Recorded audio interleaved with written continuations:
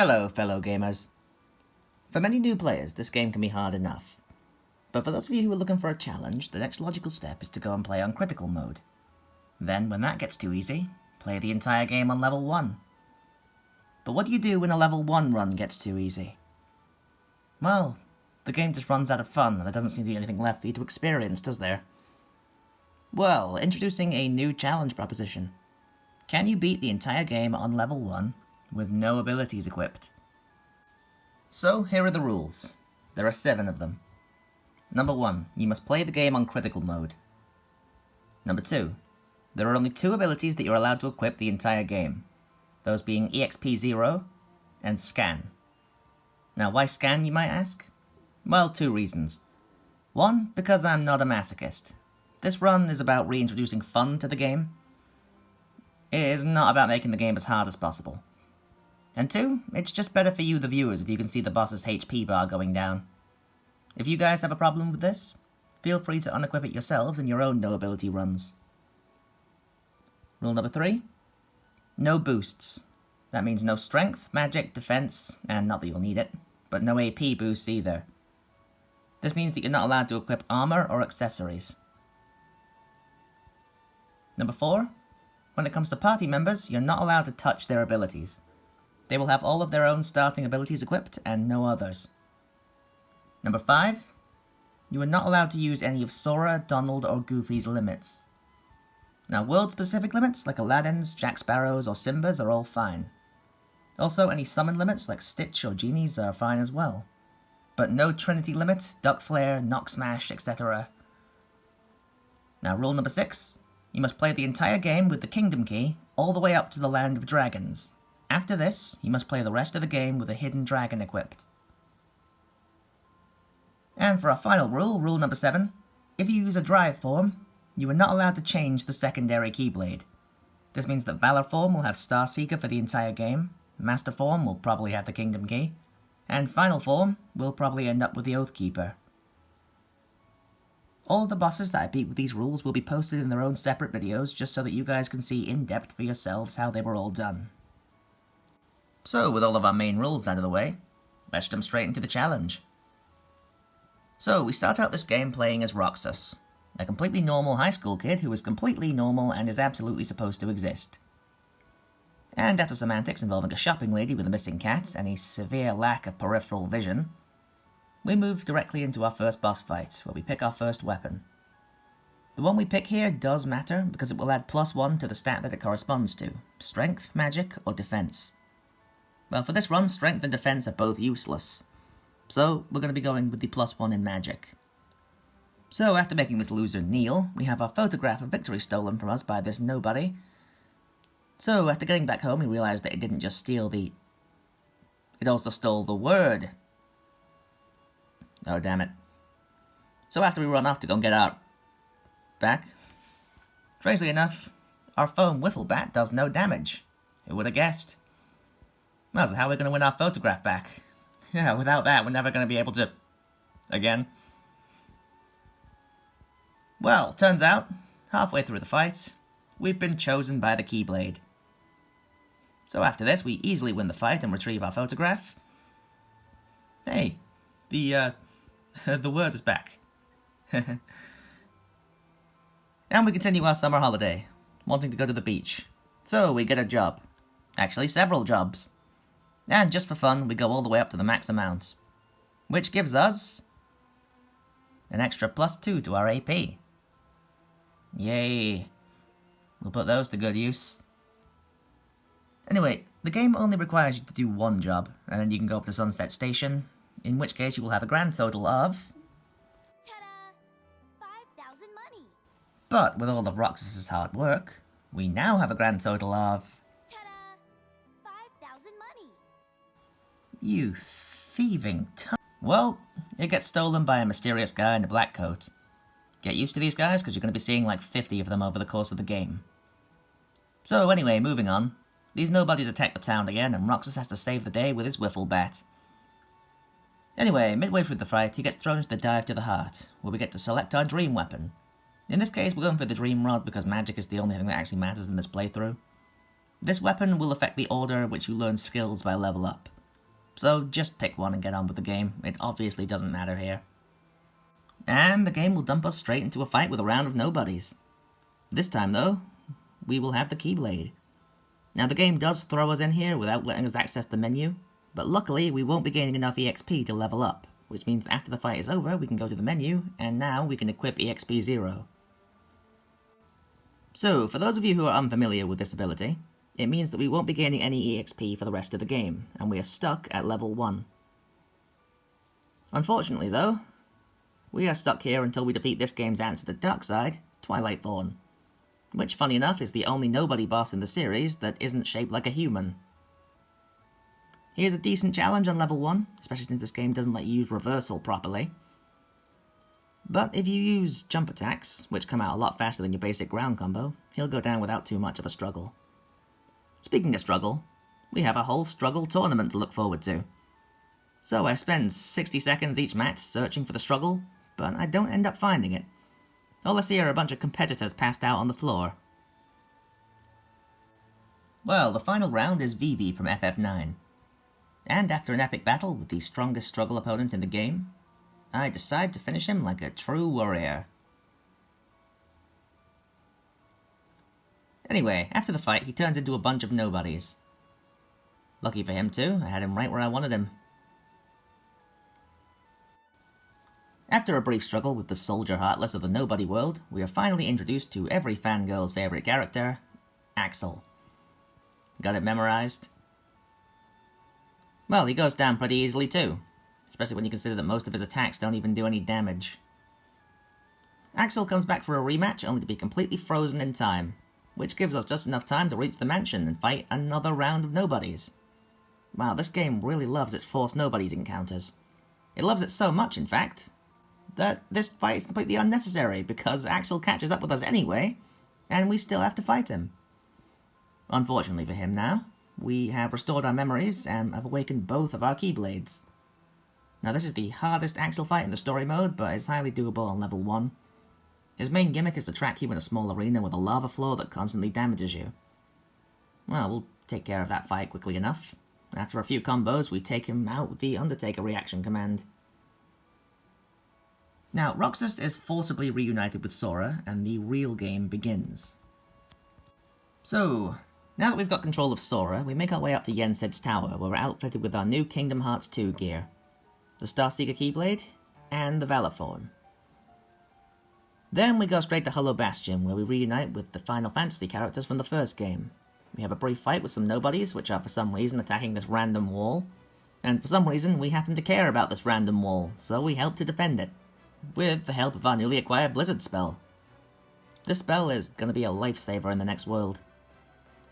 After the fight ends, we get access to our second spell, Fire. So, after saying goodbyes to the restoration crew, we can move on to our first world, which as per our challenge, must be the Land of Dragons. After which we do the only reasonable thing, and enlist in the Chinese army. So, after entering Valor Thorn to collect some stickers, we are sent on the most dangerous minigame in this entire run, defeating a bunch of random Heartless and 2 Assault Riders. Oh my god, these guys are annoying. I know you think I'm kidding, but this really is the most difficult minigame in the entire run. It took me about 20 tries of mostly just running around waiting for my MP to restore while shooting blizzards at him from a distance. Then still somehow getting one-shotted by them from the Assault Riders when I make a single mistake. Good job, Squaresoft. Well done creating one of the most fair and balanced enemies in the entire game. Anyway, after a couple of tries running up the mountain, only to be stopped by another bloody Assault Rider. Haha! Not today, you bugger. We reach the peak of the mountain, after which, you guessed it, we're thrown into another battle gauntlet with some Assault Riders. Now, some good news and some bad news. The bad news is that this is the hardest forced mob encounter in the game. The good news is that it's all downhill from here afterwards. So, onto the fight itself. Now, in Kingdom Hearts 2, magic can be involved in your combos. So if you use magic as the final hit in that combo, we'll cast a finisher variant of that spell, which will do increased damage while saving our MP. We will be triggering this by hitting attack once, then casting 2 blizzard spells. One's normal, and the second is a finisher. This allows us to maximize our damage, and save on MP. Now, my strategy going into this was simple in theory. It was just to spam fire on the shadows to get rid of them fast, and then change to Blizzard on the Assault Riders. Well, this game had other plans. The Assault Riders and Shadows, funny enough, are the perfect combo. Assault Riders do a lot of damage with their polearm swings, and Shadows, while doing significantly less damage individually, can be surprisingly dangerous when they swarm you. The key here in the end was as follows. Run into the fight here on the left, do 3 full combos on the Assault Rider, then run away from it as it does its polearm spin move. Now try to get behind these Shadows, then shoot a bunch of Blizzard spells through them as a group, but aim the spell at the Assault Rider. After a couple of Keyblade swings, which will be enough to deal with the weakened Shadows, the Assault Rider will run near you. Dodge his attack and hit him with 1 full combo before running away again. This method allowed me to quickly and consistently deal with the first Assault Rider. Now we have to deal with the Shadow Heartless, which are only dangerous when you let them get behind you. Just run around the arena and make sure not to let them get behind you, and you should be good. After the Shadows are done with, 2 more Assault Riders will spawn. We can make this a little easier on ourselves by lining them up and casting Blizzard so that we hit both of them with the same spell. They are actually safe to hit in the air while they're jumping towards you, or right after their charge attack, which I took advantage of to finish them both off. Well, with the hardest forced encounter over and done with, we learned that it was all a trick by the Hun army. And by Hun army, I mean about 10 rapid thrusters, a bolt tower, and about 100 still models in the background that just stand around and watch you kill their allies. Well, it's a good thing the Heartless like to attack one at a time, otherwise we might actually be in danger here. So, after killing about 20 of them, we learned the ability to use limits. Now, as I mentioned at the start of this video, Sora, Donald, and Goofy's limits are off limits. But world-specific limits, like Mulan's, are allowed. In this case, it's Red Rocket, which will be a lifesaver in the next fight, even though it's probably one of the worst damage limits in the game. Anyway, let's get back to the main challenge. After running down the mountain, we encounter the first true boss of the world. This bird. Also, Shan Yu is here, but let's be honest, this bird is the true mastermind of the Hun army. We all know Shan Yu is the pet. This fight is actually a decent challenge. Now, normally you're supposed to guard his charge attack, which gives you a chance to spam the reaction command to clash with him. But we don't have guard, or any real ability to dodge him. And we also have the Heartless attacking the door to the palace, which technically makes this fight an escort mission. So, how do we win? Well, we don't. Mickey Mouse jumps into the battle to save us. Twice. And we still lose. Honestly, Shan Yu himself isn't even that difficult, it's just literally this frigging bird swooping down and taking off the last quarter of your health. So by the law of averages, we eventually have to get it right, and here's how I managed it. I open up the fight by attacking Shan Yu with Blizzard until I only have 1 cast left, and then I go for Mulan's limit Red Rocket for invincibility and a small chunk of damage.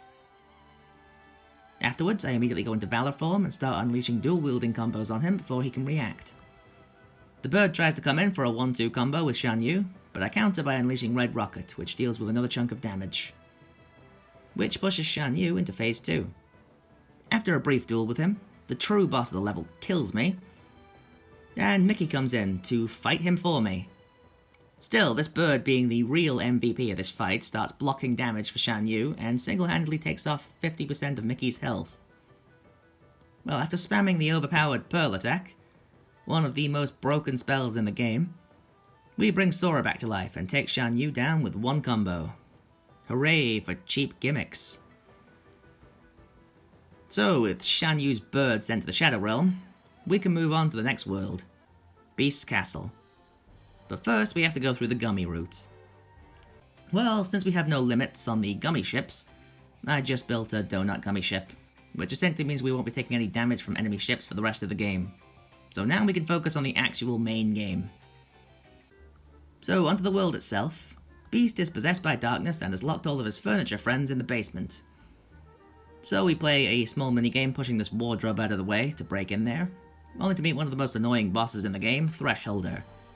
AKA that one boss that's also a door. Now, for this challenge, I mostly defeated him using magic, so I'll give myself a pass for forgetting to equip the Hidden Dragon here. Honestly, you can use either, it doesn't make a huge difference at this point in the game. The difficulty is basically the same. I only really got mileage out of Keyblade swings when using Valor Form to attack the mob Heartless. The Possessor inside of it only re-enters the door at certain health intervals, so speed has nothing to do with this fight. And most of the heavy lifting was done by Mickey with his Pearl attack anyway, so technically this was a Kingdom Key D run anyway. Mickey appeared twice in this fight and basically soloed the second phase. I found a small spot up here on the balcony just next to these knights that allowed me to just charge up the drive bar and heal Sora back to full health. And still somehow lost. Moving on. We complete some minigames in the basement before moving on to Beast's room, where we have to spam the reaction command to calm him down while we spam him with Keyblade combos, so absolutely no danger here whatsoever. And after this fight, I finally remembered to equip the Hidden Dragon Keyblade, which henceforth will be our only Keyblade for the entire run. Aren't we lucky, because the next fight is basically a chip damage fest until victory. It involves standing in the correct position to avoid certain attacks and waiting for an opening. Now the Dark Stalker is an invisible boss, which can be mildly annoying. Trust me, we'll get into how stupid invisibility is later in this run. But at least with this invisible boss, you can lock onto him. Well, once again, Mickey Mouse comes in to save the day by basically taking this boss down for us, so we can acquire one of the most useful spells in the game. Yeah, we'll be making use out of this one. After a brief adventure with Winnie the Pooh, we travel to Olympus Collisseum. We go to the Underworld, talk to Hades, and we're thrust into one of the hardest mob encounters in the game, not counting the Assault Rider thing. But luckily for us, we have Auron. But unluckily for us, we have Auron, and not somebody with a useful limit. His limit is one of the worst in the game. It's even worse than Mulan's Red Rocket. It locks you into place the entire time, limiting your freedom, does pathetic damage, and half the time just drops you right back into the path of an enemy attack. Well, at least he makes a good meat shield while we're on MP recharge. Compounded with Hades constantly throwing fireballs at you, it makes things frustrating to say the least. But with a bit of luck and persistence and spamming the hell out of a Lance Tug reaction command, we finally make it through the level and into the next boss fight, Cerberus. The Guardian of the Underworld, the Destroyer of Whirl, and we just cheese the fight with Mickey again. He's a very good boy. Mickey is kind enough to save us in this fight twice. So we go deeper into the Underworld to find the Olympus Stone, a MacGuffin item that'll let us spam drive forms in the Underworld. So we find Demyx, and after clearing his water clones easily, we take the drive form stone and go deeper into the cave for, hooray, another escort mission. A gamer's pride and joy, right? I mean, who doesn't want to protect a dumb AI character while they run purposely into danger? Well, Pete kills me. Again. And again. And again. Then I get through to the second stage, and he kills me again. And again. And seriously, oh my god, where the hell is Mickey? That stupid mouse is never around when you need him. He never ever saves me, ever. Okay, fine, I'll do this myself then. Well, after an embarrassingly large number of tries, I finally managed to defeat Pete in time before the cave collapses.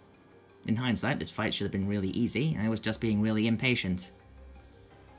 Now I go back outside, where I find that the Hydra has destroyed the entire Colosseum. So, the real boss fight of the world begins.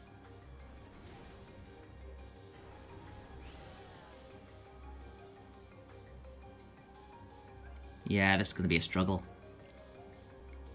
As long as you keep on moving, his light pillars won't be able to hit you, and his dark orbs can mostly just be avoided by running around in circles. The main danger is his tail, which you should always keep your eye on because it can one-shot you.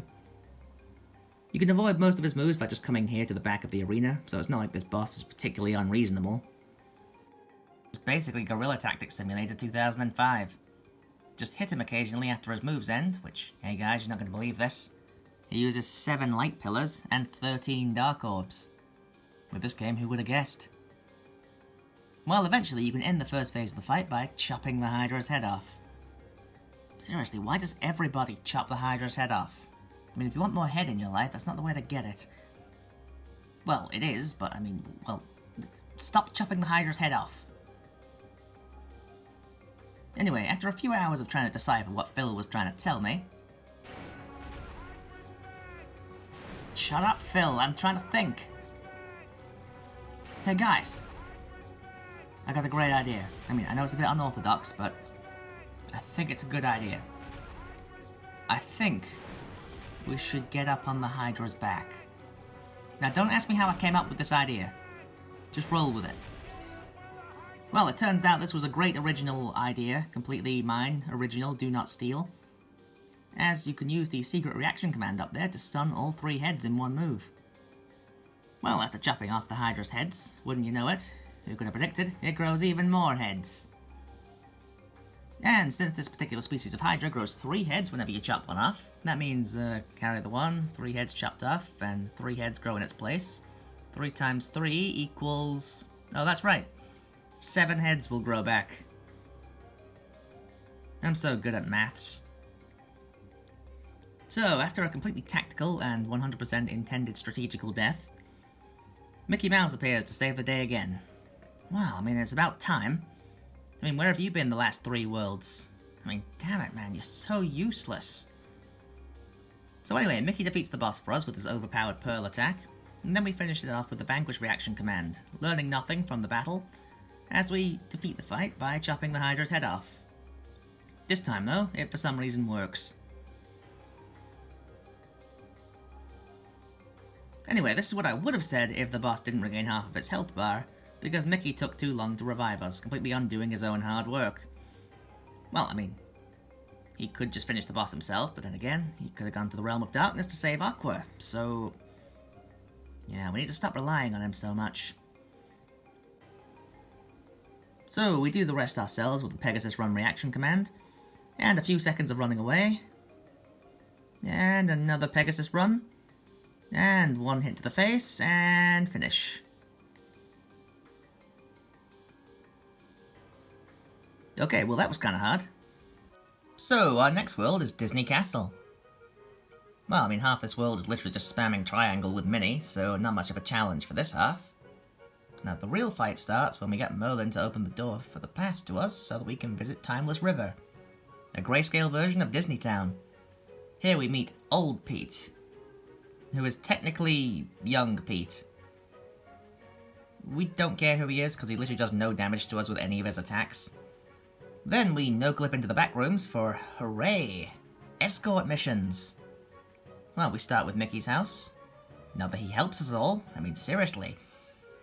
I mean, he never does.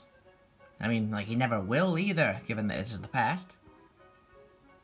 Then we go into the hardest back room, the fire building, for yet another escort mission. We have to defeat a room full of hot rods, while also stopping these little fire blobs from attacking the building. After some shenanigans involving healing right at the same time that Donald healed us, I mean, his heart's in the right place at least,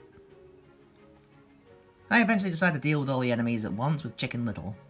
But you know it, Chicken Little's magnet ability can stop a hot rod mid-drive. Who knew? Anyway, room 3 is... yeah. Anyway, this will be our first usage of the safe distance thunder strategy. Then after we run out of MP, we summon Chicken Little to gather all the Heartless in one area to beat them down with physical combos. Then after 3 failed attempts at jumping on the tower, seriously, I mean, he just wanted to T-pose to assert his dominance here.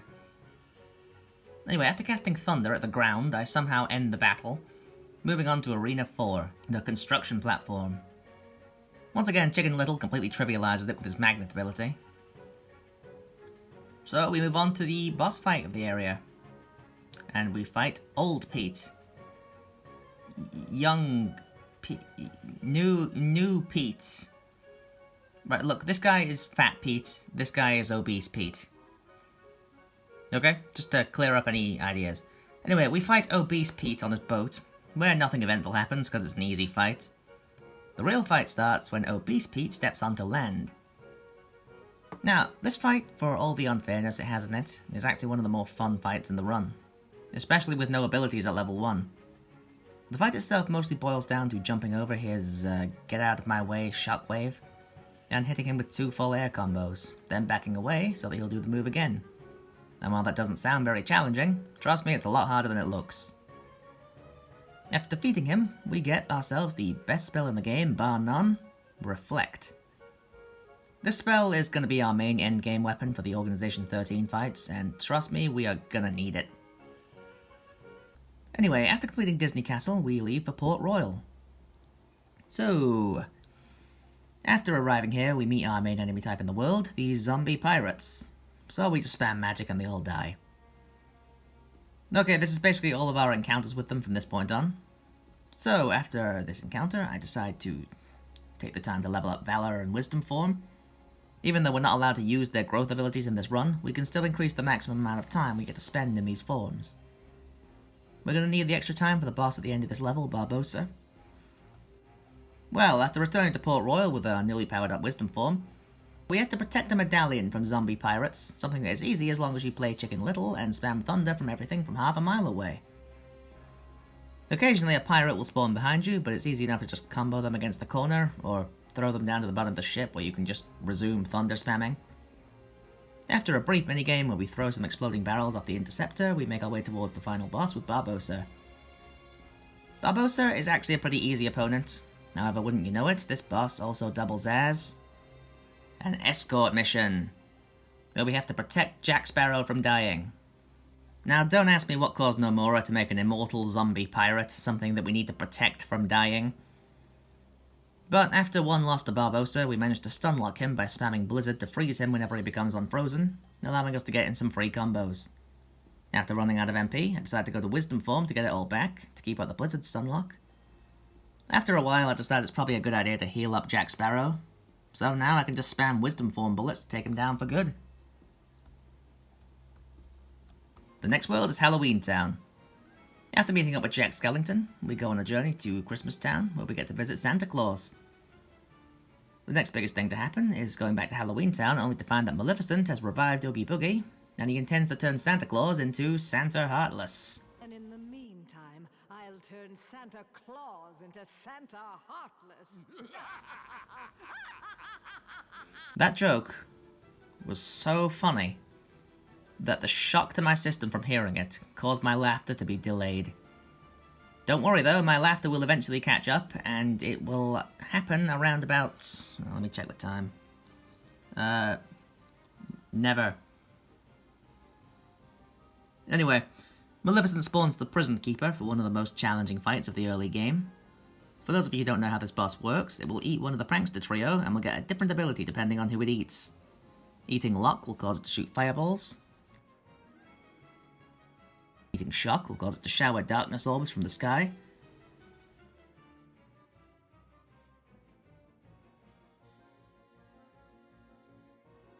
And eating Barrel will cause it to go into melee mode and start biting you.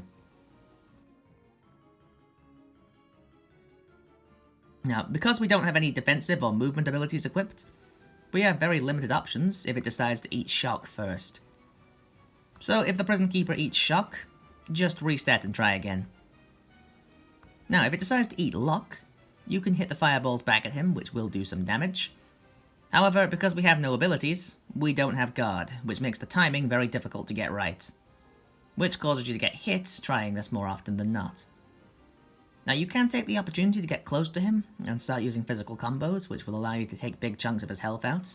Just be careful around about the end of it when he does a retaliation spin to eat one of the other pranksters. Now here you can see he started with Barrel, which means we can just use Reflect for free damage. This repeats until he decides to try something else, in which case we do the reaction command inside combo for a bit of damage, followed by a few normal air combos. When he eventually decides to change to the Shock Shower, just use Dance Call to bring him down out of the air and deal massive damage.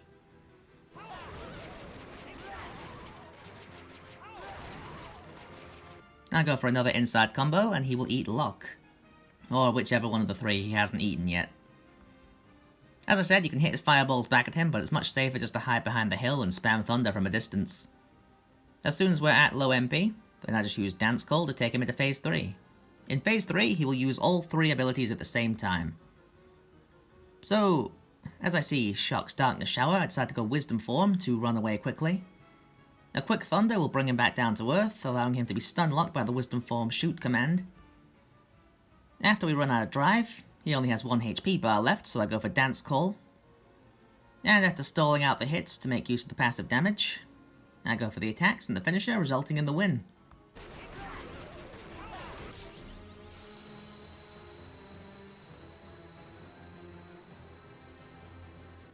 Now we go back to Santa's house to find that he's been kidnapped by Oogie Boogie. And we have to fight the BS conveyor belt. This is a luck fest. Now, the first half is pretty easy. Just hit the presents back at him with the reaction command to bring him down. It takes 12 presents each time to do it. Now, Oogie Boogie doesn't have any revenge value, and he'll only jump back up after his health gets low enough. Meaning we can hit him with the 1-2 attack, never doing the finisher, and he will eventually reach an invincibility barrier where you have to let him go back up.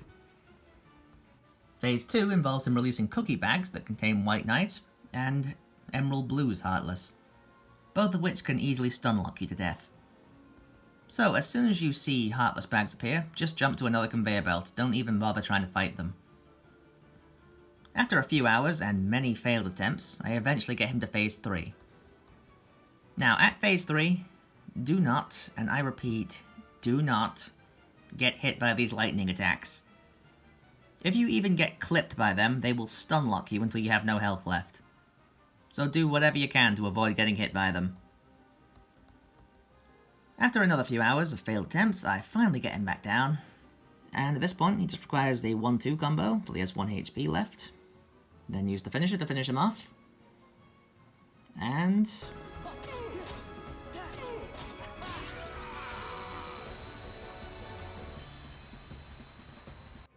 well, with Halloween Town complete, we now go to Acre for real. Now here we see that the peddler has Jafar's lamp. And to get it back, we have to buy it off him with treasure from the Cave of Wonders. So, making our way down here, we run into a small challenge gauntlet. A magnet cast will make short work of the smaller enemies, and as for the fat bandits, you can infinitely stun them by just hitting their back and spamming the reaction command. Most of the rest of this challenge can be beaten by combining Aladdin's Speedster reaction command with Wisdom Form for its long-range damage and MP restoration. After reaching the treasure room, we're introduced to... yay! Another enemy room! This one, though, is a lot more difficult than the previous one and requires a specific strategy to overcome. First, use Magnet to draw the silver rocks together, and spam the Shift reaction command to get rid of them all. Now, all the ice cubes and fire globes can be left to your party members. If you get overwhelmed, remember you can just use Reflect to take out huge chunks of them in one move. Don't get rid of them too fast though, because there are going to be 3 fat bandits that spawn at the end of this challenge. This is where you need to have Aladdin's Speedster limit ready. Lock onto one of them, this is important, and focus your damage, and then unleash the limit. A quick shift to Wisdom Form should give you enough time to get rid of it. Turn off Wisdom Form and start using Aladdin's limit again. Just as before, lock onto one of the fat bandits, and unleash the final limit. From here, you can just let Donald and Aladdin finish the last fat bandit off for you. This brings us to the final challenge of the world, the Blizzard and Volcano Lords. Well, let's just say this challenge is not easy. Well, it seems that way at first because of how consistently you can get them down to their 3rd and final phase, but this phase is brutal. Firstly, the Blizzard Lord will curse you with 6 ice crystals. Once the timer runs out on them, they will explode, insta-killing you. The Volcano Lord will launch several rapid fireballs at you. This is not dodgeable or blockable without abilities.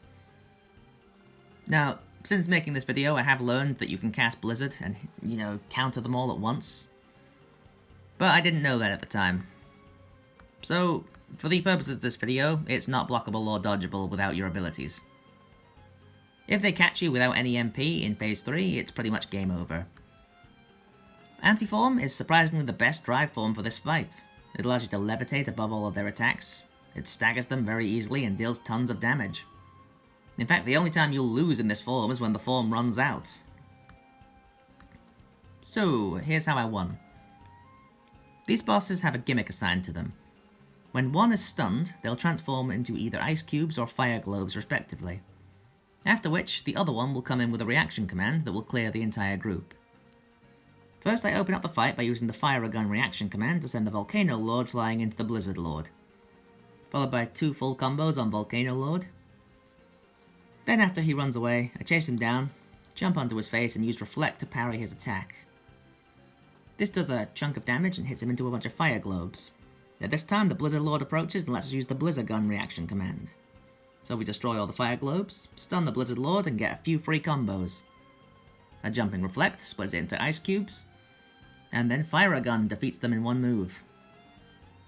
This opens up the Volcano Lord to another combo, which then lets me use the Blizzard Gun to insta-kill them. Switch to Blizzard Lord, and catch him with a jumping reflect, which triggers the Fire Gun reaction command. As you can see, you just repeat this until their HP is low enough. The timing starts getting harder as the fight progresses, and each Lord will avoid the retaliation from the other. I eventually decide to go for the finisher with Trickster, but it isn't enough, and the Volcano Lord DMs as I go into Wisdom form. Honestly, I was hoping for Anti-form here, but as luck would have it, I didn't get it. Mission failed successfully.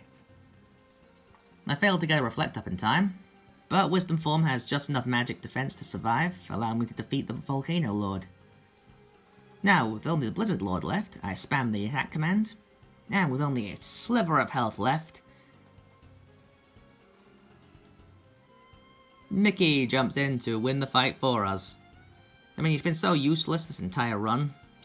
I mean, I just had to let him do some of the heavy lifting at least. Well, after Mickey revives us, I panic a little because we respawn right on top of the lava glob that killed us before. But with the small amount of iframes I get from the revival, I get in one combo and end the fight. Well, only one place to go now. Yeah, J.K. Rowling's worst nightmare. The Pride Lands. Well, we spawn in the Elephant Graveyard, about to be eaten by hyenas. After getting saved by the bell, we go outside to fight some basic Heartless and rescue Nala. After a quick run-in with Scar, we're banished from the Pride Lands and we're sent to go and rescue Simba from the Oasis. Well, we meet up with Simba, team up with him, and start attacking Pride Rock. Then we meet the roadblock of this level. The 3 hyenas. They have 3 health bars, and all of their attacks will one-shot you at level 1. So we have to play this a bit smarter. I tried to get a loop going with Reflect, just like in the speedruns, but it didn't end up working for me, so I had to manually chase down each hyena. So I decided to take a break by going off to Atlantica, singing Part of Your World, only to get kicked back out because the drive gauge isn't high enough. Well, I go back to get the puzzle pieces at least. So I go back to Pride Land to take on the hyenas again, and after a few failed attempts, I get a good flow going. You can do one combo on one of the hyenas, after which they will chase you down and try to swipe at you once. Dodge this by just running away. Rinse and repeat, periodically using the triangle prompt to save Pumbaa whenever it comes on screen, as it will make all the hyenas target Pumbaa and miss. And finally, well, let's hope Scar's a bit easier.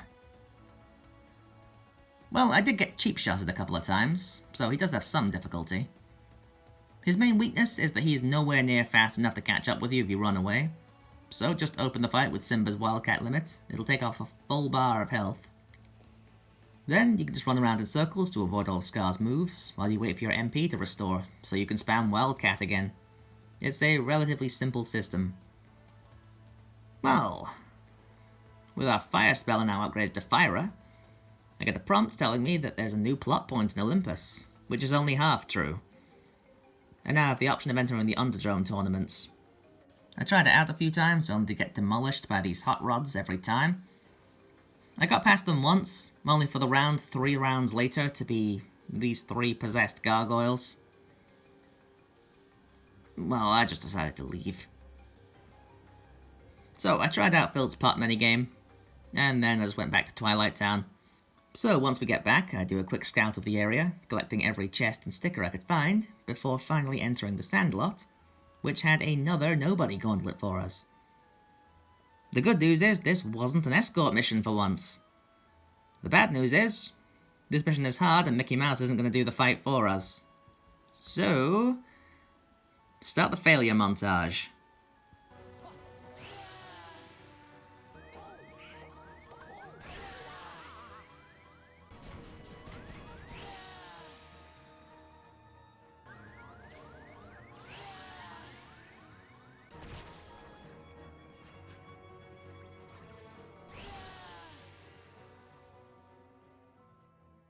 Yeah, I lost a lot. The main problem was when these 3 Berserkers spawned. I'd always be able to get them airborne and stun locked with the Berserk command, but at least one would always break free. and then it would start using its DM, which would have a hard time dodging because we don't have any abilities equipped. Reflect may save you from one angry berserker, but it will not save you from 3 using their DMs one after another. After a while of failing, I decided to start using the summons that were made available to us throughout the game, specifically Genie. And in the end, I did get through this fight, and here's how.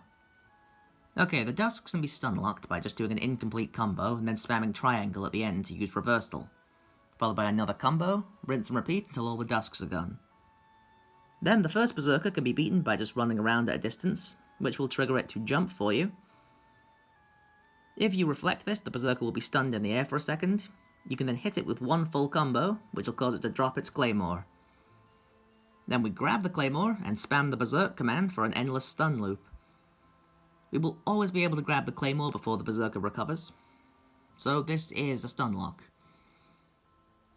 After he's defeated, he is kind enough to leave his claymore behind for one final berserk swing against the few Dusks that are left. After the last 3 berserkers spawn, I decided to bring out Genie and use his wisdom form limit strike raid 3 times. Which has absolutely nothing to do with the strike raid limit. But is, well, it's just as useful as strike raid as far as this fight goes, so, yeah. We were able to quickly take down 2 of the berserkers without any danger.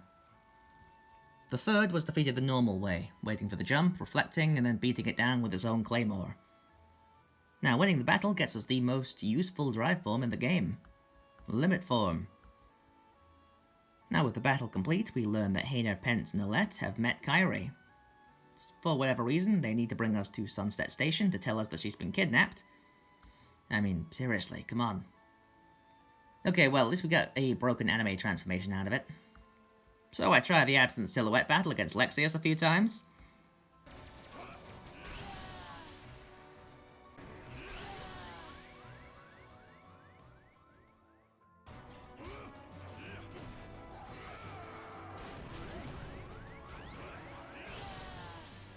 Yeah, we'll just come back later.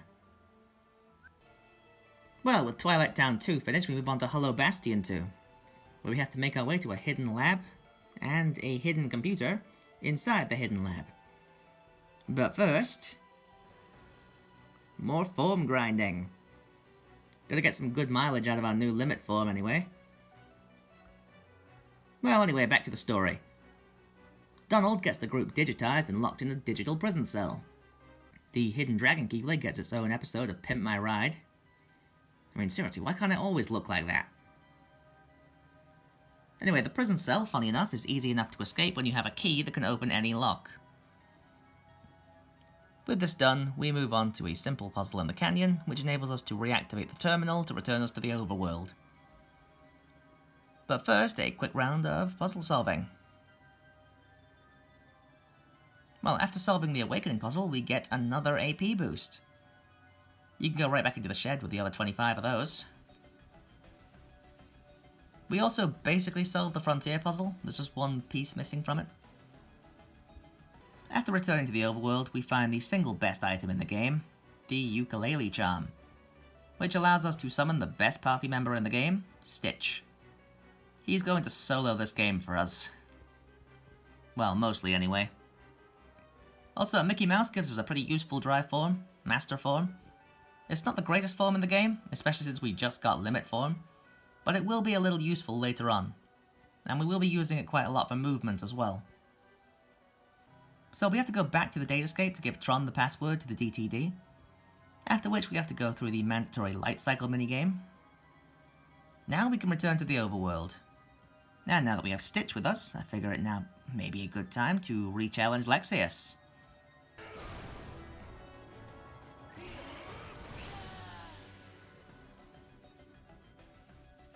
Long story short, it was not a good time to challenge Lexaeus. Okay, back to the main plot. We have to go to the I.O. tower, which triggers the hostile program battle. The fight took me over an hour to win. And over the course of that hour, I learned everything I need to know about this boss. Okay, so the move that's going to kill you the most is the homing laser balls. It's way too dangerous to go in for physical combos. His repulsion attack will insta-kill you, so you have to stay at a distance. Luckily for us, we have the MVP of this entire fight, Thunder. The only part of this fight is just us using Thunder from the other end of the room.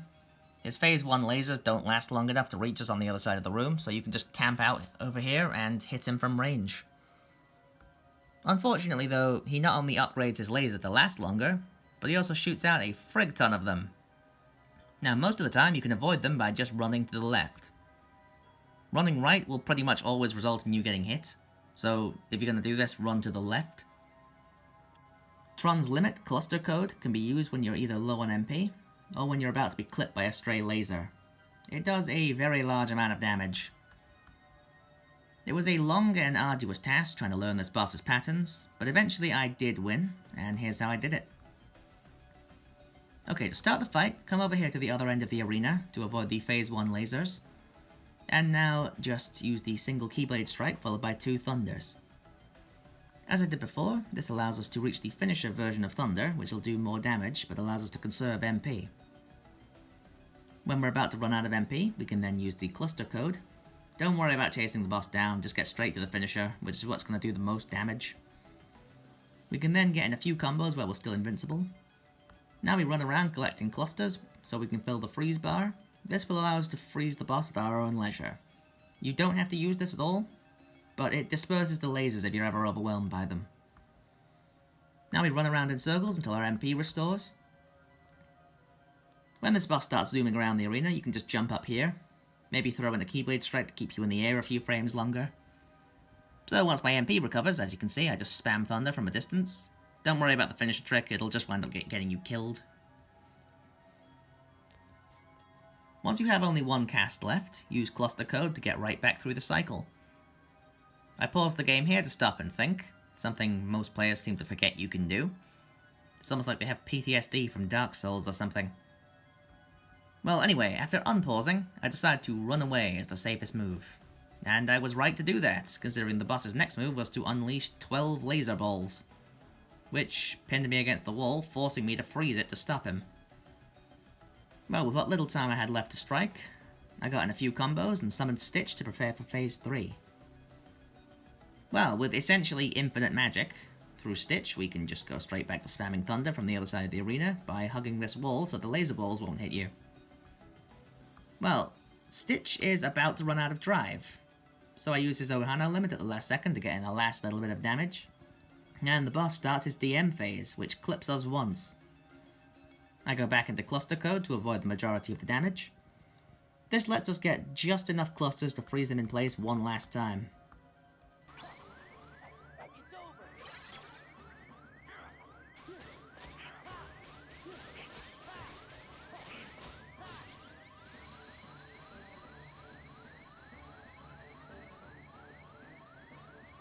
Well, we return to the overworld with a thank you from Tron. But we will also have a small roadblock just outside the doors of this room. So naturally, we do what we always do. We grind out all of our new forms. Anyway, after coming back, a group of Heartless are fighting some nobodies. But when they see you enter the room, they all turn on you at the same time.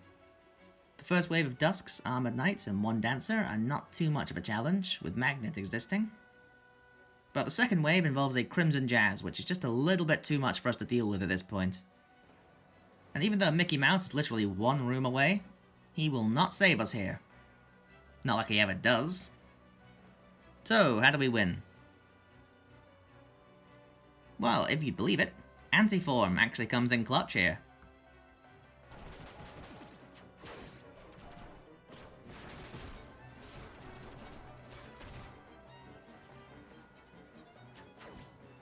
After a brief run-in with Sephiroth and the Gullwings, we get into, this guy. No. No. No dancing. Water, stop dancing. No. This clown. This Billy Ray Cyrus cosplayer caused around 50 resets. This guy is by far the single most annoying boss in this game. Not just because of his difficulty, which, by the way, has nothing to do with his Dance Water Dance attack, In all of my attempts, I never once ran out of time on this move. No, the biggest difficulty comes from the 2 Crimson Jazzes just outside of his boss room. Oh my god, seriously! Well, as you'd imagine, my first instinct was to go to Wisdom Form Firer, which can get rid of the water clones pretty fast, and lesser known fact, water magic is actually blizzard elemental magic, which means fire is strong against water in these games.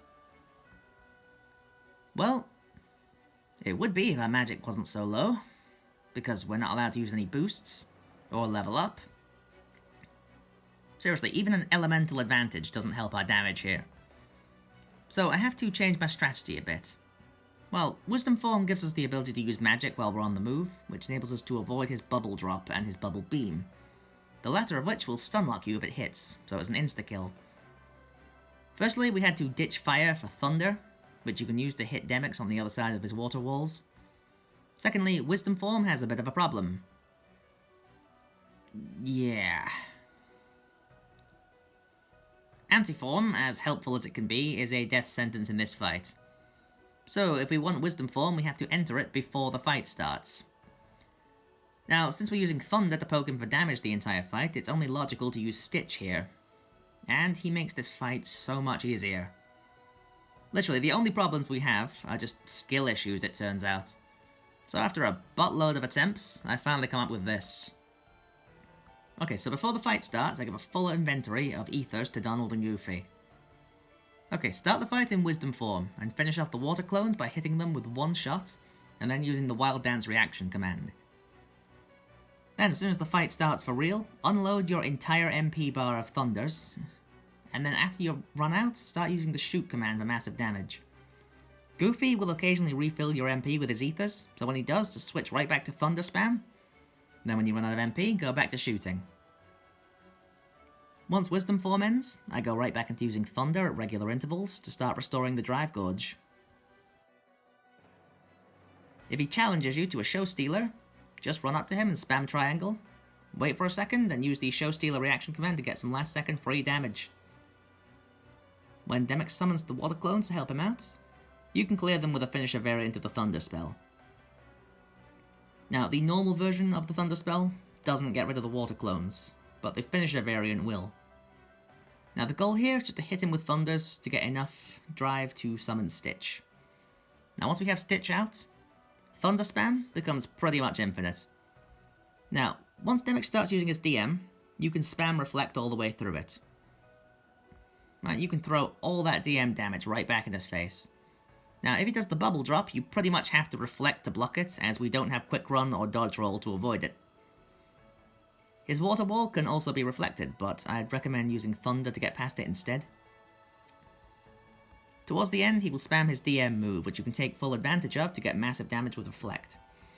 Now, my health got a bit low, and so Stitch started cramping my style with his Ukulele stun, which does trigger the boss's revenge value if it's used for long enough. Well, in the end, Reflect managed to get through the rest of his DMs. A couple of Thunders got me through his Water Wall attack, and a final Show Stealer reaction command was just enough damage to put him down to one last combo.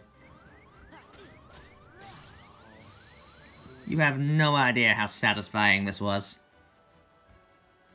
Well, my satisfaction was short-lived right here, because after this is a long trail where we team up with the Final Fantasy characters to defeat a few waves of Heartless. And I lost. Which leads to another stupid part of this game.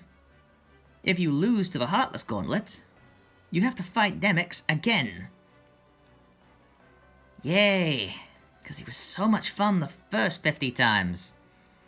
I was jumping for joy having to do it all again, just for the chance to challenge the Heartless Gauntlet.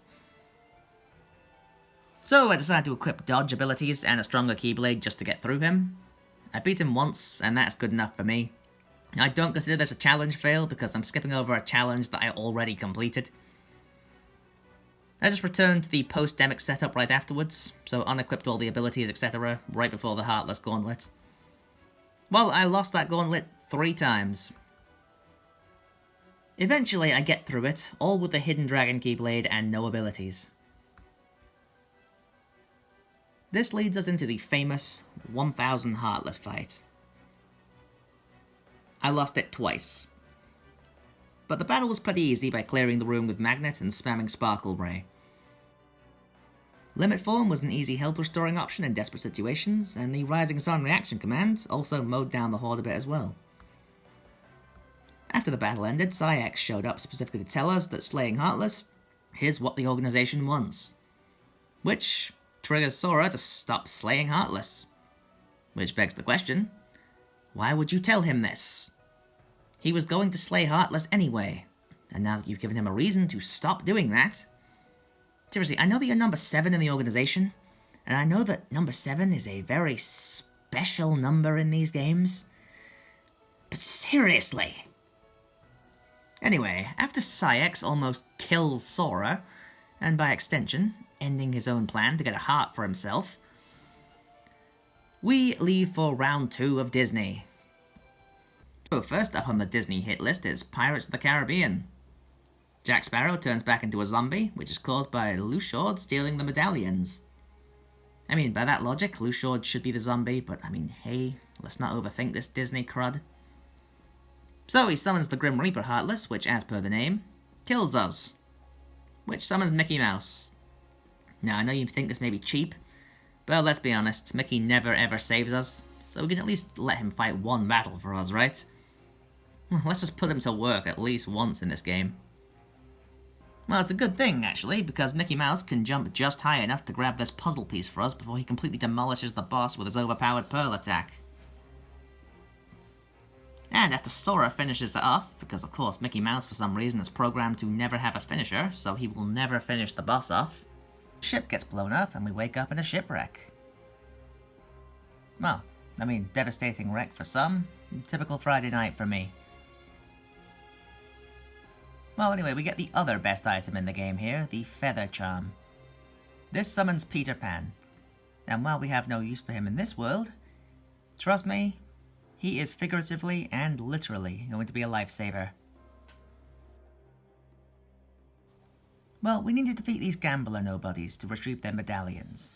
The first one is free. The other 3 have increasingly small time limits, or decreasingly small time limits, that you have to use to beat them to get their medallion. So the first has a 2-minute timer. The only danger is the pirates that will one-shot you if you take too long. The second is 30 seconds, and it will try to run away to extend the time. The third one only sticks around for 10 seconds, one of which you will spend entering the room. For this one you will not only need Master Form, because we barely do any damage with our unaltered stats and no combo modifiers, but you will also need a lot of RNG as to how this gambler acts. I did get it in the end, and here's how I did it. Enter the area in Master Form. Use Master Form Fire to dash forwards, and then cast Magnet to stun him in place. Then start comboing him to death. And just cross your fingers and hope that this works in time. Well, now with all the cursed medallions in hand, we move on to the final boss of the world. The Cursed Grim Reaper. He is only damaged when all 882 medallions are in the chest. You can use magic to make him drop them. Now this boss, just like the Hostile program, is another one of those bosses that took me over an hour to learn it. The only dangerous move he has is his Vortex move. Literally the whole fight is just avoiding this one move. This is literally its only win condition. After a frig ton of battles, I finally got him, and here's how. The plan is to use Thunder to stagger him at the start to make him drop a huge chunk of medals. So here I'm using the safe method to gather them, because he decided to open up with the Vortex move. This move is extremely hard to dodge without dodge roll, quick run, or aerial dodge. Reflect will not save you from it because it lasts too long. You literally have to not only run away when he uses it, but position yourself so that you can run away again if you need to. Because of bad pathfinding, it will sometimes get stuck on the chest in the middle while trying to get to you half the time. So you can just stall him out here. Now, because of the circumstances we find ourselves in, we are actually just going to run away until he does this move, where he tries to Vortex drain all the medallions. We're just going to take advantage of the reaction command to repeatedly take him back to his uncursed state. Now, summoning Stitch allows us to stand at a distance and spam Thunder for an easy mid-fight. and after a while it will enter its DM phase, in which it will instantly drain every medallion at once from the chest. You can avoid it by standing over here on these boxes. Side note, you can also stand over here near the gate just in the corner, if you happen to be stuck over in this location instead. But now we are in phase 3, which is the most annoying phase of them all. He will spam that one vortex move repeatedly, which can just instantly pick up all the orbs that you make him drop. Now, because the vortex spam makes him highly unsafe to approach, our only hope is to run away and try to get him to use the vortex drain so that we can use the reaction command. However, he will only do this if there are medallions in the chest. So put something in there as soon as you can. Literally any amount of medallions in the chest is better than nothing. Now just run away, get him stuck on the chest in the middle until he decides to use the reaction command move. Now just take everything that he drops, instantly put it all back in the chest, rinse and repeat until you uncurse him. For physical combos, you can just jump towards him and steer Sora's fall away to bait out his anchor swing. And...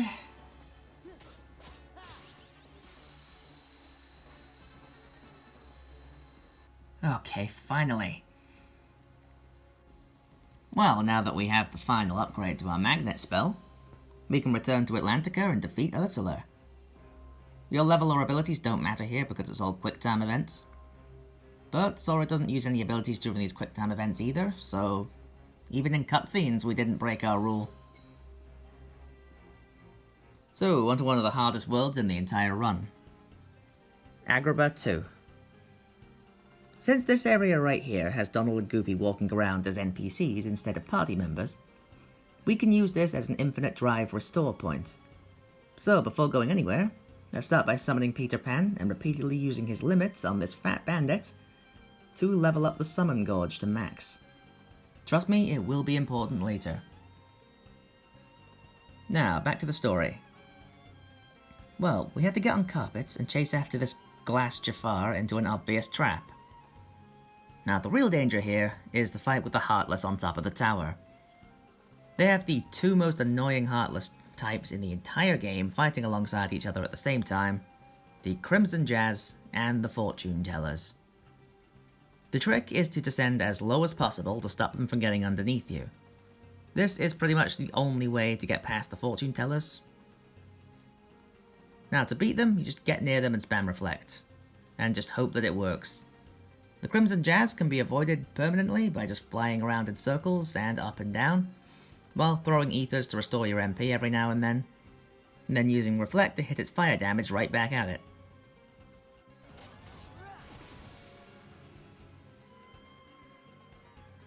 Now we have to escape a collapsing trap, which for some reason prevents us from travelling upwards, which would surely circumvent the entire challenge, but hey, we have to pad out the runtime of this game somehow. So, after we're done, we go into probably one of the biggest BS genies I've ever seen in a video game. I know you're supposed to fight him at a higher level and have at least some abilities equipped, but this fight is absolutely not friendly to a level 1 no ability run. So he will start the fight out by throwing buildings at you, which by itself can take you out. Then he will start phase 2 by spamming about 100 fireballs and 100 lightning strikes at you at the same time, giving you no chance to retaliate. He stuns you with a bind spell, throwing you straight into his fireballs and thunderbolts. Then if you somehow manage to get to him, and take him into phase 3, he will go into a DM phase where he's immune to all damage due to being too Jafar away.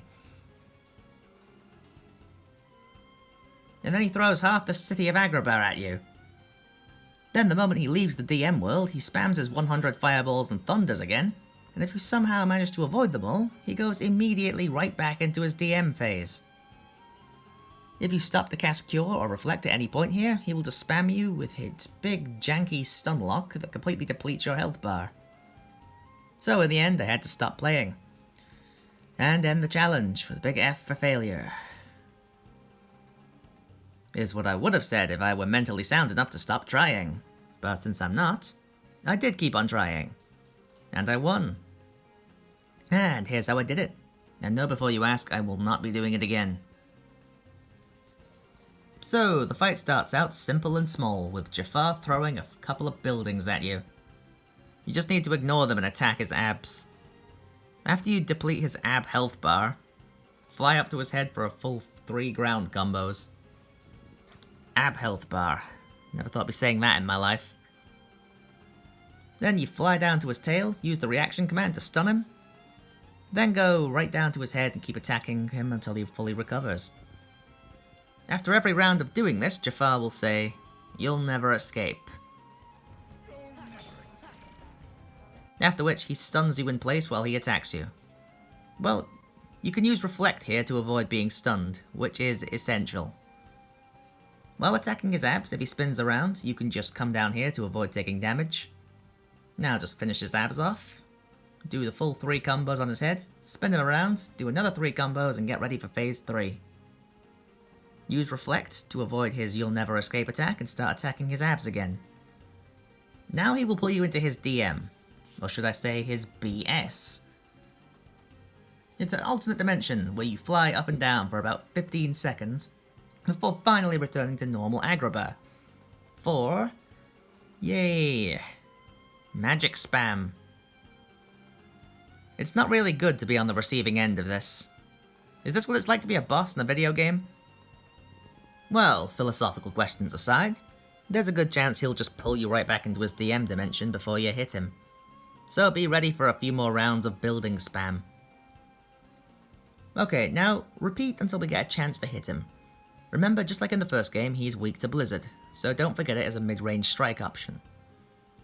Anyway, we'll eventually get a chance to hit his abs, after which we just repeat the same 3 hits spin and 3 hit combo one more time just to finish him off.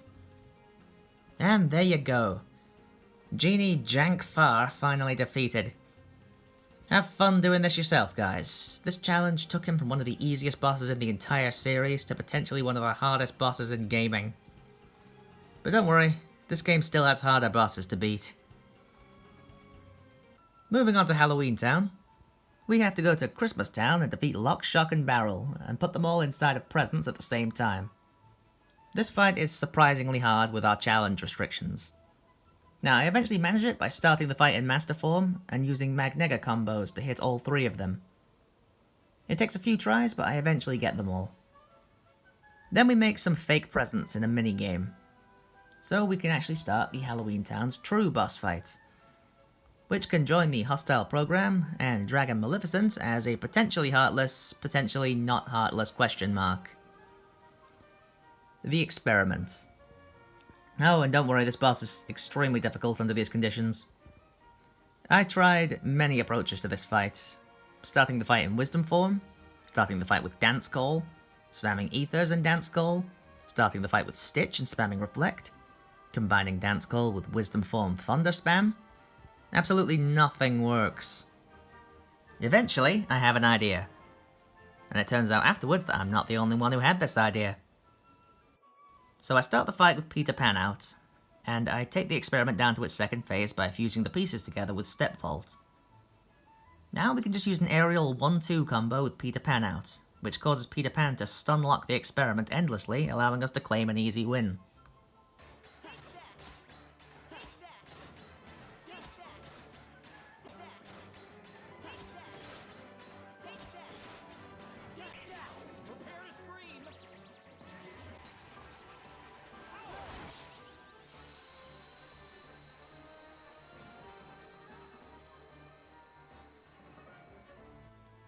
Now we have the option of either going to Pride Lands, Land of Dragons, or Beast Castle. So being the closest, I go for Pride Lands. Now with a lot of running back and forth to find the Scar's Ghost subplot, all of the ghosts converge into the second largest Heartless boss in the series. No, Demon Tide and Demon Storm don't count as one Heartless. Anyway, the battle starts out with a simple triangle spam to stun the boss. Then we get into a 5-hit combo on its face, which allows us to jump up onto its back to fight the shaman that lives up there. Well, it's a simple battle in theory. Just stand at range and spam thunder, right? Well, yeah. It's actually so effective that that's what the boss does to us. And wouldn't you know it, this boss is immune to thunder. So our main damage mover is completely ineffective. And I died a good 10 plus times before I figured, okay, let's just spam Simba's limit on the Shaman, and then run on the ground to let the MP bar recover, and then just continue spamming Simba's limit over and over again. Well, it's a bit viable, until you learn the Groundshaker will send a stream of fire running after you. On top of that, if you take too long to return to the battle, it'll just start spamming the fire move on top of you, which by the way is an insta-kill. So after a while, I just decided to stop fighting him. After all, you don't need to beat him to finish the game, so I can continue the challenge without him. So after quitting the Groundshaker, I decided to move on to Mulan 2, where we move up the mountains to fight this mysterious hooded man who uses darkness attacks, just like Riku. And he has a battle stance that looks just like Riku's. And he has Riku's sword from the first game. I wonder who he could be.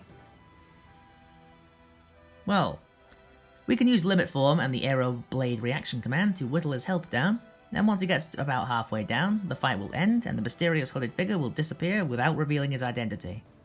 And we'll never figure out who it is because it's just that mysterious.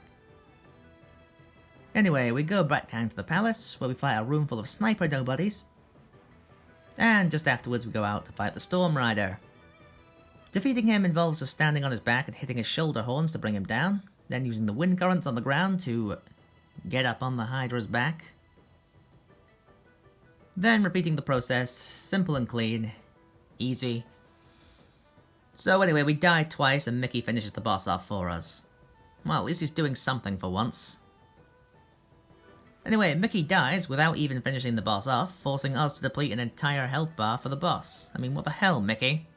You're supposed to be a king, leaving a whole health bar for us. You should be ashamed.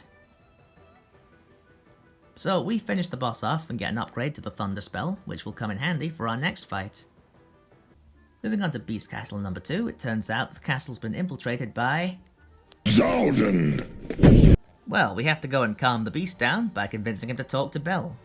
So we get in the Gummi ship and teleport to Belle's room to talk to her, and even though the beast is standing right there, neither of them seem to be able to see each other. So we walk down the stairs at the end of the corridor where Zaldin was supposed to intercept us, but we outsmarted him. So we go outside to fight him. And as you'd expect, he's one of the hardest fights in the game. In hindsight, he is easier to beat than Demyx, but that didn't make any bit of a difference when I was learning the fight. I fought this guy over 100 times trying to stop his teleporting BS, trying to get Mickey to fight him 3 times in one fight, which makes no sense because Mickey has never appeared in any fight ever. And while I would love to show you a montage of all of my deaths, I actually lost the footage. And when I tried to fight him again, this time with footage, I defeated him on the first try. So here's how I did it.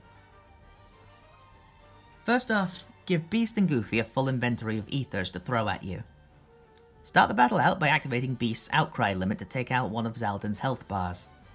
Then as soon as the limit ends, immediately summon Stitch. Do it fast enough to stop Goofy and Beast from wasting ethers by throwing them to you. Now you can just come over to the outer rim of the bridge and spam Thunder from a distance. With Stitch topping up your MP whenever it gets low, you can pretty much do this for about 2 or 3 health bars. So once you do enough damage, to start phase 2, Zaldin will signal this by jumping. You can jump away from the resulting blasts, while spamming triangle to collect jump commands, and once you have 9, just unload them for free and easy damage. Once phase 3 starts, you can get a series of reflects to get Zaldin's health down as low as possible, after which he'll start using his DM, which is lame enough that you can just run to the other direction to avoid it. And when he uses his Wind Dragon Beam move, activate Beast's Outcry to avoid damage. Now, you can use Reflect, but I recommend using Beast's Outcry here because it keeps Beast alive. Now we're going to spam Outcry for the rest of the fight. After a couple more uses, Zaldin pulls a fast move and kills me. After which, Mickey Mouse finally decides to start pulling some weight in this game, and he arrives to avoid a true death.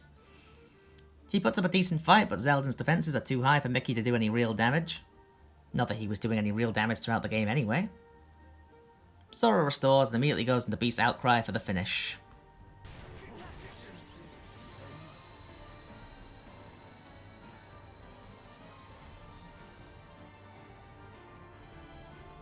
Now we can move out into the final world, the world that never was. Now we can finally climb the castle and fight against Xemnas.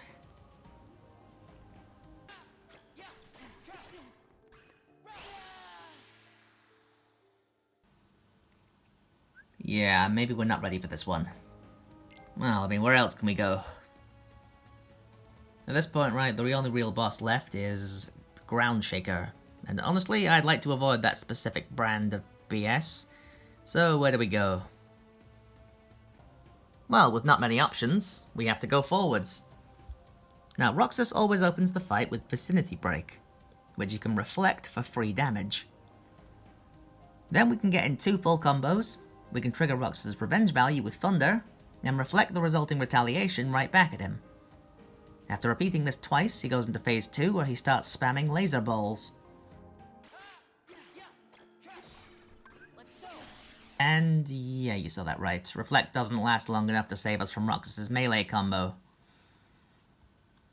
So, after trying for around 50 attempts, I eventually come to the conclusion that we need to upgrade our Reflect spell. Seriously, where's Mickey when you need him? So, a quick look on the Kingdom Hearts wiki tells us where to find our final upgrade for Reflect. And it's a reward for beating the NPC. So, let's get back to the NPC then. Okay, Space Paranoids 2 is not triggering. What's going on? Well, it turns out that it only unlocks after you defeat Pride Lands 2. So we're gonna have to go and finish off the Groundshaker after all. Well, at least we can finish off Atlantica first, right? Well, it turns out you need Thundaga to enter the final song. Well, what do you get, Thundaga? It's a reward for beating Groundshaker. Well, we always have Olympus Collisseum too, right? So basically, we just go and collect the Auron statue and compete in the tournament. The final round is basically a fight against Hades. Just get hit once to start phase 2, then summon Stitch, spam Blizzard. Well, we actually do get something that'll come in handy here, a health increase, which makes us a little bit more resilient to being one-shotted. So, since we're stuck between a Roxas and a hard place, I know where I'm going.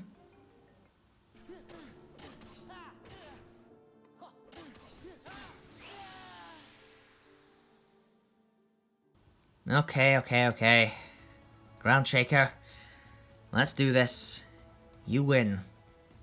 I'll kick your ass, okay?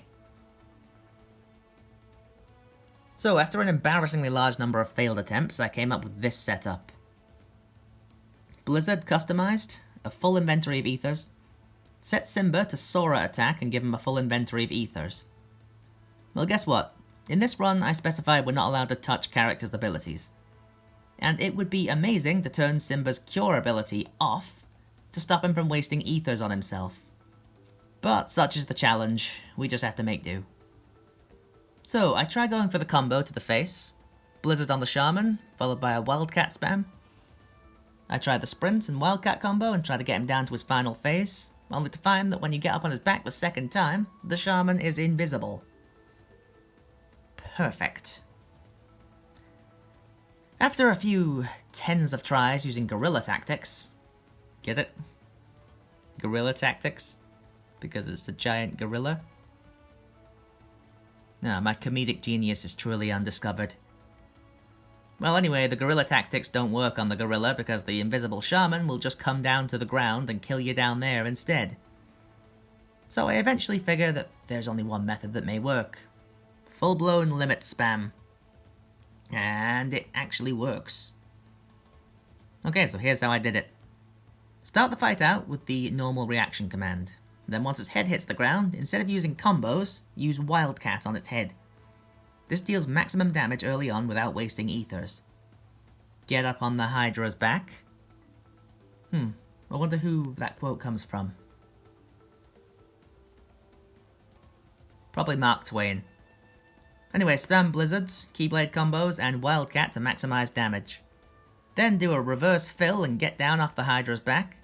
Throw an ether to yourself and get back to spamming Wildcat. Do it as soon as possible before Simba dies. Now initiate the reaction command. Use Wildcat again on the head. As soon as you get up on the back again with the invisible shaman, just run around in circles until it stops moving, then the second it turns visible, lock on and use Wildcat for the finish.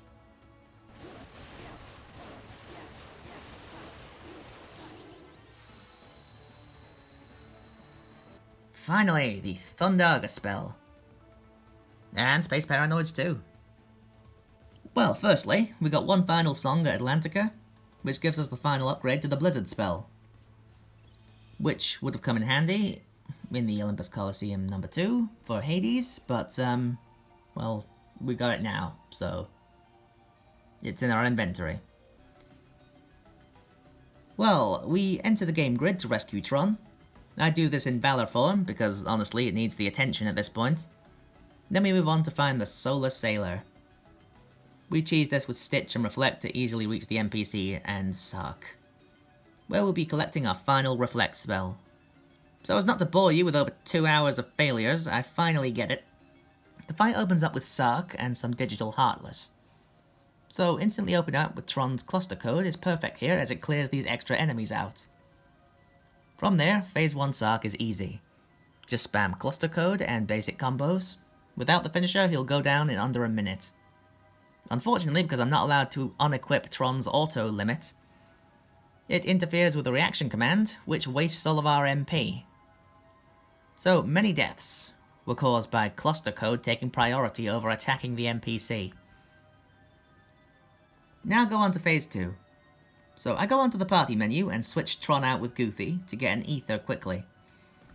By baiting Sark and using his thunder attack, we can reflect it back at his feet to take him down pretty quickly. I try to attack the NPC, and Tron decides that now's a good time to activate his limit, which I now have to cancel. Well, now we have to repeat this till we get to Phase 2, where Sark will spawn a digital wall, which we can now vault off to finish him off with a reaction command and take him down in 1 second. I don't even know why this reaction command is here, but maybe the game developers just figured, you know, beating Sark up endlessly just isn't fun. Well, now we repeat this until we finally take down the NPC and claim our prize, a fully upgraded Reflect spell. Now we are ready to take on Roxas.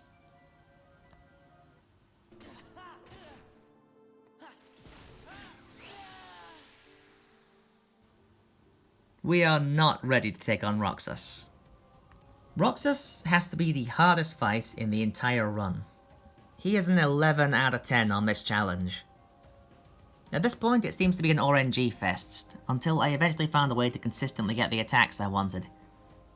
Now I'm going to show you the entire fight without commentary, because you just need to see it for yourself. There'll be a separate video as well going over the actual fight itself, but you know, here it is.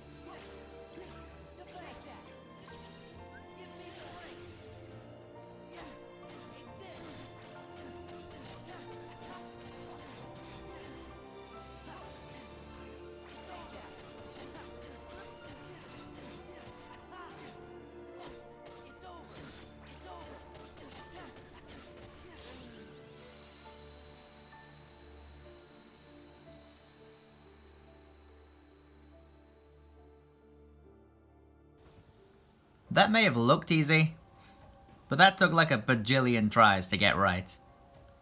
So the fight itself took 1 minute and 30 seconds exactly. As far as I know, this is a world record for a level 1 hidden dragon no ability Roxas. Okay, there are literally no places left to run to. We have to take the challenge directly in front of us. Xigbar. So before starting the fight, I run off to go and level up the drive forms.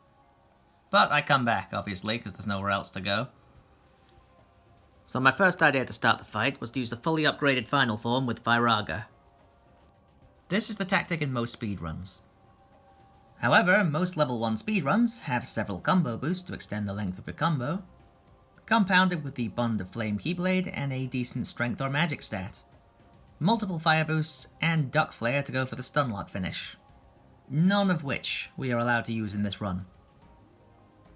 Final Form Firaga drains the drive gauge way too fast for it to be viable here, so unfortunately, it's not an option here. So, Xigbar. Is he possible to defeat at level 1 with no abilities? Yes. If we just summoned Stitch to reflect all of his projectiles, summoning's not allowed for this fight. A fact that got me killed once.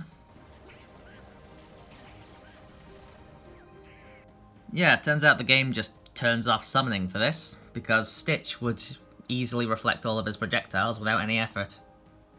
Well, that's okay, we always have Master Form. If Final Form depletes the drive bar too fast, then we'll just lower it to Master Form instead. It also has Aerial Dodge, which is able to deflect projectiles. However, it doesn't do nearly enough damage for it to be viable. Well, we could go Wisdom Form and have a shootout. Maybe a Mobile Thondaga for massive damage, right? Well, no. Don't get me wrong, Wisdom Form is far more useful in this fight than Master Form is. It's just not damaging or long-lasting enough to deal with Xigbar effectively. The whole idea with Wisdom Form is to play the long game by conserving magic and using Quick Run instead of Reflect. Wisdom Form lasts a while longer, but not long enough to matter in this fight. The moment it runs out, Sora will just get speed blitzed. Well, we always have Limit Form. It has the Guard ability, which can let us do some chip damage while conserving MP. And its limit attacks do quite a lot of damage. And it has Dodge Roll just in case we need it. Maybe that's the way forward. Well, after giving it a few tries, it's very clear that it's not the way for this fight. It is a good form for defensive moves, but it just doesn't have the strength to put out enough damage to really fight him, especially because he's a flying opponent, which means that Ars Arcanum, the most damaging move of them all, won't work. Well, we still have one drive form left.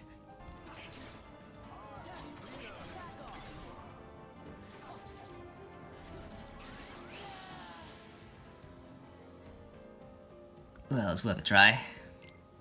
And no, Anti-Form would not be effective either. Granted, it'd do better than Valor Form did, but it just drains the drive gauge too fast for it to be viable. So, is the fight doable? Do we have to equip an ability, or a better Keyblade just to get through this opponent? Or perhaps even just the dreaded Duck Flare? Unfortunately, guys, the answer is yes. So, we go to the menu, and we equip... I'm just kidding. That's what I would say if I wasn't a complete nutcase. But luckily for everyone, myself included, I think, I do happen to be a certified nutcase. And I did end up beating Xigbar under these conditions too. And here's how I did it. Okay, so the fight is going to start out as normal, with Xigbar jumping up into his sniper position. So we're just going to try and run away at a certain angle, just to try and stop the bullets from hitting Donald and Goofy. We're going to need them to throw ethers at us, because most of this fight is going to be just spamming Reflect. We're going to need our MP as high as possible for this. Now, you can jump, which will allow you to reflect these bullets right back into his face for the extra Reflect damage as well.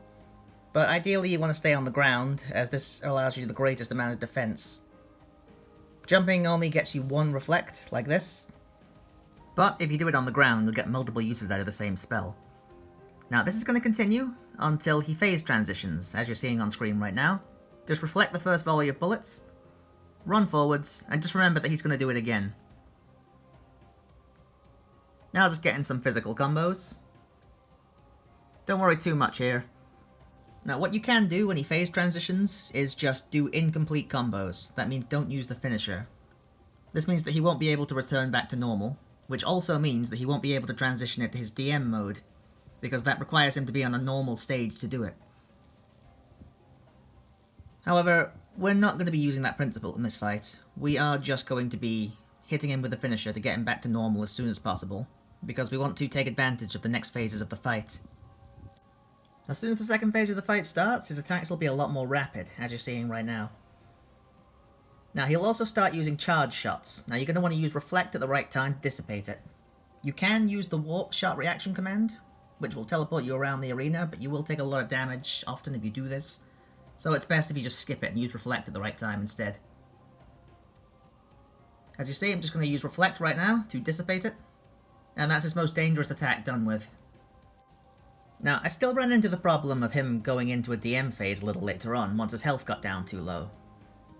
And the only way to skip it is for him to be in an alternate stage, like you're seeing right now, and just hit him hard enough and fast enough that it skips over that part. So the only way to do this, I found, was Final Form. So what you're seeing right now, I'm jumping up with Final Form, and just hitting him with an incomplete combo, doing every attack except the finisher.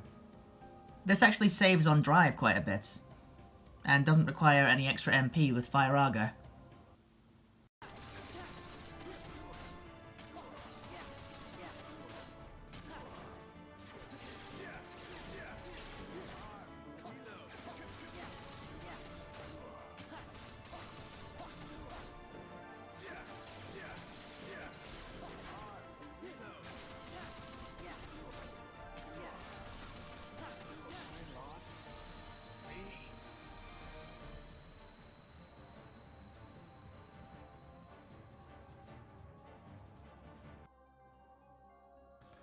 Finally! You have no idea how many tries this took. I was honestly wondering whether this fight was even feasible, but there you go. Proof that it can be done. Now we reunite with Kairi and Riku, and move on to the Proof of Existence for the last two Organization 13 fights. First up is Lu Shord. Honestly, he isn't even that hard. He always starts the fight out by turning into a dice, so you have to jump backwards immediately or you will insta-die. But other than that, the fight is mostly just accepting his game challenges and winning. His DM is also a game, and when you win it, it'll put him on 1 health, so it's a nice break from Xaldin, Roxas and Xigbar. He's a nice, easy and fun fight, so just have fun. X, on the other hand, is... well... see for yourself.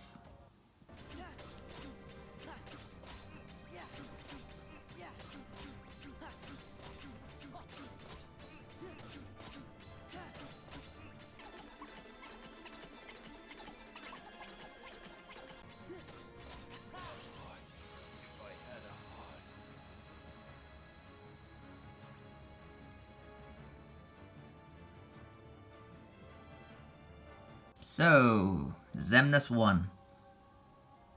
Well, I know from experience that he's easier than Xigbar, so let's jump straight into it. He always starts the fight out with his shock release attack from Kingdom Hearts 1. However, this time, you just clear it by using the face down reaction command. So the way this command works is that there are 3 reaction commands. The first will cause Xemnas to harmlessly pass by you and land on the ground. The second will cause a clash that damages Xemnas, but puts Xemnas on the ground before you, with Sora still airborne. The third, and the hardest to get, not by much granted, will cause Sora to violently smash Xemnas into the building, causing damage and causing Sora to hit the ground first, allowing you to set up for some ground combos. We want to hit the second one. This allows us to start the fight by hitting him into the wall with 2 aerial combos. Now, most of the early fight is literally just spamming thunder from a distance, while using the banister of the staircase to stop him from retaliating. Occasionally, Xemnas will DM, which will result in his long fancy combo. This can be reflected back at him. In fact, the best thing to do is to bait this combo and reflect it back at him.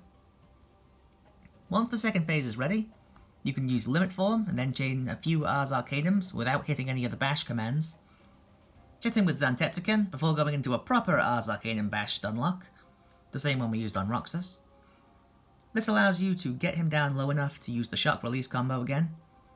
This time, when you use the face down command, you're going to hit the third command, which will take him down to 1 HP, and you can finish him off with 1 Thunder Spell. Or in this case, a risky air combo.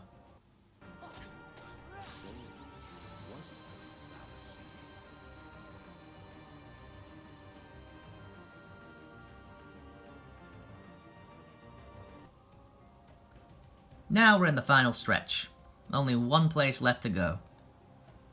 Once you walk in, Xemnas will take a page out of Jafar's book and will start throwing buildings at you. This time though, we have a reaction command to chop them in half. Seriously, where was that when we were fighting Jafar? Now we attack the exhaust port of a nobody dragon ship. After this, we encounter a room full of nobodies that are defending a door. Just defeat them and move on to Xemnas' throne room to fight Armoured Xemnas number 1. Without a doubt, this guy is the easiest boss in the entire game. If you lose to this guy, you absolutely Well, we have to give Mickey something to do in this game, right? I mean, like, he never helps us out. Seriously, you'd think a king, of all people, would help us out a little bit more, but, you know, we've got to let him pull his own weight a little in this game. Anyway, Mickey gets destroyed in seconds by Xemnas speedrun strats, and we get Sora back. Anyway, the aim of this fight is to reflect all of his own attacks right back at him. When he puts up his wall, you can reflect it twice for quadruple damage. Now we say goodbye to Mickey, as this is the last time he will help us. Not that he ever helped us out before this anyway, but... moving on. Xemnas, in true Kingdom Hearts fashion, transforms into a giant boat dragon and attacks us. We knock the wings and flight thrusters off his dragon, which results in absolutely nothing happening, as the dragon can still fly. So anyway, we have a short fight with Armoured Xemnas number 2, who goes down about as easy as Armoured Xemnas number 1, but with a few health barriers where he kicks you out of his dragon throne thing to throw some buildings at you. So, after recapping some PTSD from the Jafar Genie boss fight, we decide, no, you know what, that's an effective strategy, so we decide to throw buildings right back at him, and we take the win. So, we move on to the true final boss battle, Zebra Xemnas. And he is the last boss in our way to our successful run. And he's a pretty hard roadblock, honestly. His edgy opening phrase, "Anger and hate are supreme," still shows up in my dreams given how many times I've heard it. Anger and hate are supreme. Shut up, you edgelord. Eventually, I do come up with a strategy of sorts. If we get hit, at all, by any of his attacks, then we insta-die. So we have to do this fast before his most dangerous attacks start to happen, and methodically so we don't get stun-locked.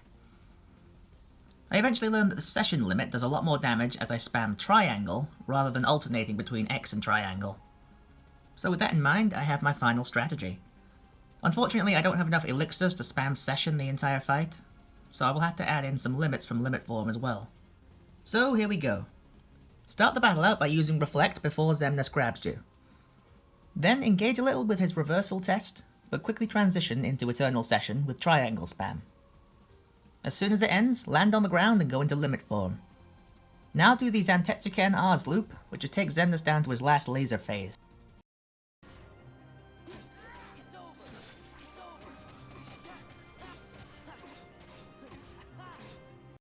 Now this boss actually gives you a pretty large opening window, so large in fact that you can actually throw an ether to get another Zantetsuken, twice, which then leads us back into an Ars Arcanum.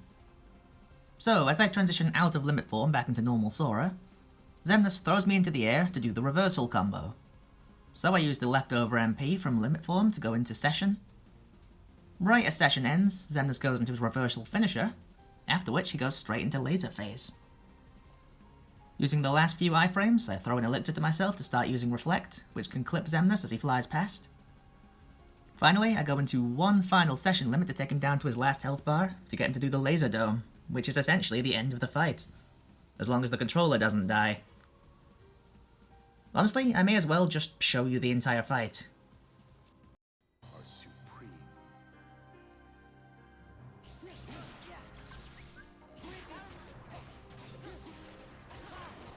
Is that all you got? I'll take 'em. Like you're gonna lose it all!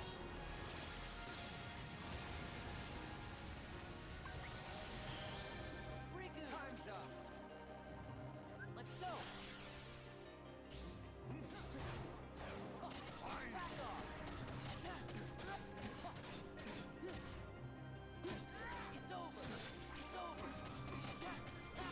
Back off! It's over! It's over! It's over! Okay. Take this! This is it!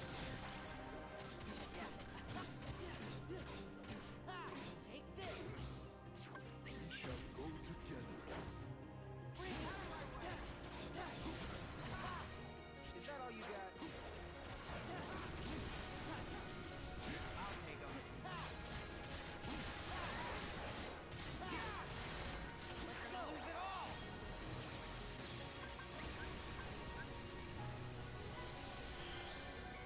Time's up!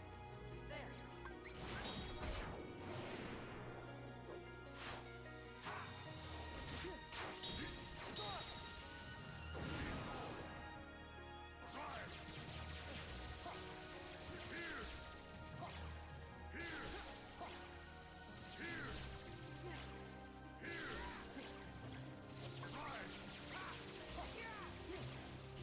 Why don't you? Is that all you got? I'll take 'em.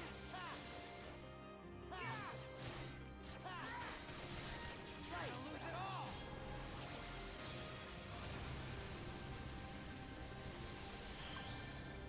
Time's up! Such food.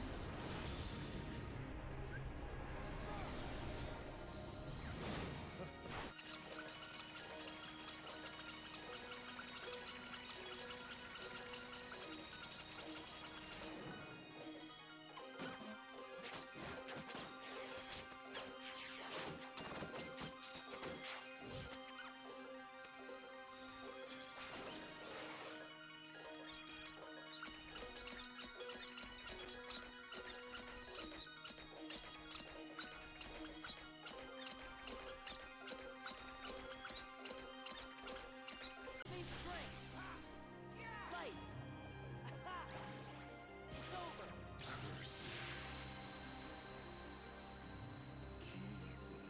Okay guys, so challenge confirmed. You can beat Kingdom Hearts 2 at level 1 with no abilities, and the Hidden Dragon Keyblade equipped. Now, because I know you guys are going to ask, no, there will not be a 100%ing of the journal in this state, and no platinuming the game either. Completing the journal requires defeating the Mushroom 13. Now, a large number of them are doable, but certain ones are not. Mushroom 5 is an example of this. Because we're not allowed to use combo boosts, limits, non-hidden dragon keyblades, or stat boosting items or accessories, we don't have the moveset to out-DPS it. Mushroom 1 is also very difficult, but ultimately doable. Overall, the only mushrooms that are undoable are 5, 7, and 10, because they are DPS tests. While mushrooms 7 and 10 are beatable, I don't know of a way to win within their time limits. Number 7 is 10 seconds. Mushroom 5 is just flat out non-cooperative with players who don't boost their stats in some way. And Mushroom 3 requires multiple draw abilities. Now, you can take advantage of the Master Form double draw setup, but it's extremely hard. I only managed to get 300 or so orbs this way. So I think it may be doable, but it's really not worth the effort. Overall, we can satisfy Mushrooms 1, 2, 4, 6, 8, 9, and 12. And I assume Mushroom 11 as well. But because of the non-cooperators, numbers 3, 5, 7, and 10, we will just not have the setup required to meet Mushroom 13, so there will always be one Heartless missing from the journal.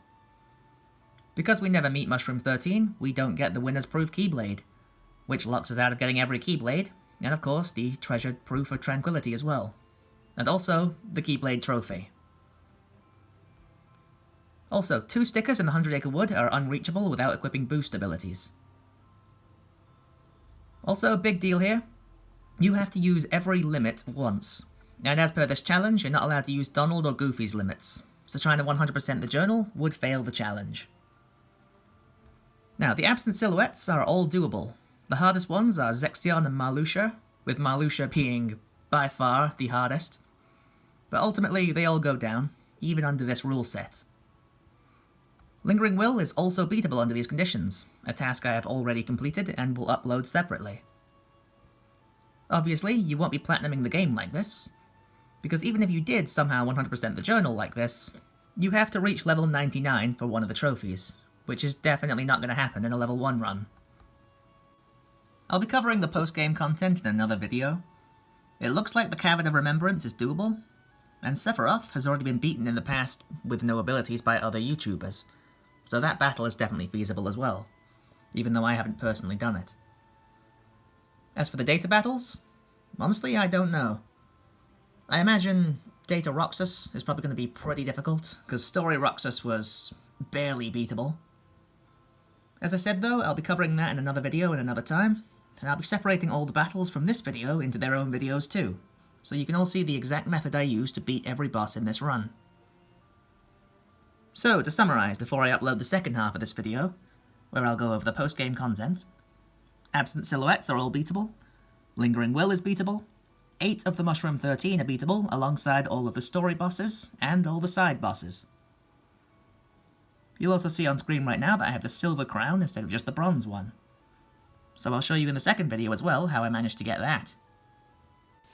Now the only things left to do are Sephiroth, the Olympus Collisseum matches, and a whole host of mini-games.